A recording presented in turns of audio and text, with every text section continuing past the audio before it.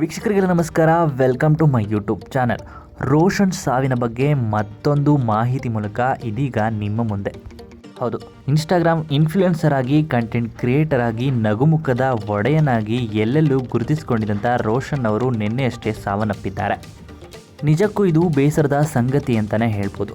ಮದುವೆ ಆದ ಕೇವಲ ಒಂದೇ ಒಂದು ತಿಂಗಳಿಗೆ ಸಾವನ್ನಪ್ಪಿದ್ದಾರೆ. ಇದು ನಿಜಕ್ಕೂ ಬೇಸರದ ಸಂಗತಿ.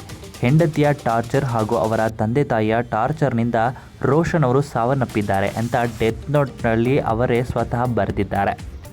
ಇನ್ನು ಸಾಕಷ್ಟು ಬಗೆಯ ಊಹಾಪೋಹಗಳು ಶುರುವಾಗ್ತಾ ಇದೆ ಸೋಷಿಯಲ್ ಮೀಡಿಯಾದಲ್ಲಿ ಅಂತಲೇ ಹೇಳ್ಬೋದು. ಮೊದಲನೇದಾಗಿ ನೋಡೋದಾದರೆ, ರೋಷನ್ ಅವರಿಗೆ 2 ಮದುವೆ ಆಗಿದ್ದು, ಮೊದಲನೇ ಹೆಂಡತಿಯನ್ನು ಬಿಟ್ಟು 2ನೇ ಮದುವೆ ಆಗಿರೋ ಕಾರಣಕ್ಕೆ 2ನೇ ಹೆಂಡತಿ ಟಾರ್ಚರ್ನಿಂದ ಸತ್ತಿದ್ದಾರೆ ಎಂದು ಮೊದಲನೇದಾಗಿ ಕಮೆಂಟ್ಗಳು ಕೇಳಿಬರ್ತಾ ಇದೆ.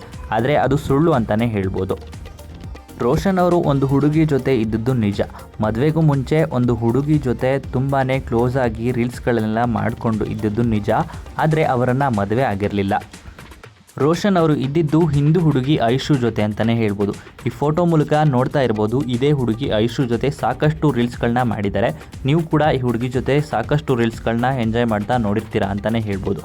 ಇನ್ನು ಈ ಫೋಟೋದಲ್ಲಿ ಕಾಣ್ತಿರೋರು ಯಾರು ಅಂತ ನೋಡೋದಾದರೆ, ರೋಷನ್ ಅವರ ಹೆಂಡತಿ ಅಂತಲೇ ಹೇಳ್ಬೋದು. ಈಗ ಕೇವಲ 1 ತಿಂಗಳ ಹಿಂದೆ ಇವರ ಜೊತೆ ದಾಂಪತ್ಯ ಜೀವನಕ್ಕೆ ಕಾಲಿಟ್ಟಿದ್ರು. ಇನ್ನು ಮದುವೆ ಆಗುವ ಸಂದರ್ಭದಲ್ಲಿ ಪರ್ಸ್ನಲ್ ಪ್ರಾಬ್ಲಮ್ಸ್ ಅಂತ ಹೇಳಿ ಸಾಕಷ್ಟು ಕಿತ್ತಾಟಗಳು ಕೂಡ ಆಗಿತ್ತಂತೆ. ಆದರೂ ಕೂಡ ರೋಷನ್ ಅವರು ಇವರನ್ನೇ ಮದುವೆ ಆಗಿದ್ದರು. ಇನ್ನು ರೋಷನ್ ಅವ್ರದ್ದು ಏನು ತಪ್ಪು ಅಂತ ಗೊತ್ತಿಲ್ಲ, ಆದರೆ ಮದುವೆ ಆದ 1 ತಿಂಗಳಲ್ಲೇ ಅವರ ಹೆಂಡತಿಯಿಂದ ಸಾಕಷ್ಟು ನೋವನ್ನು ಅನುಭವಿಸಿದ್ದಾರೆ.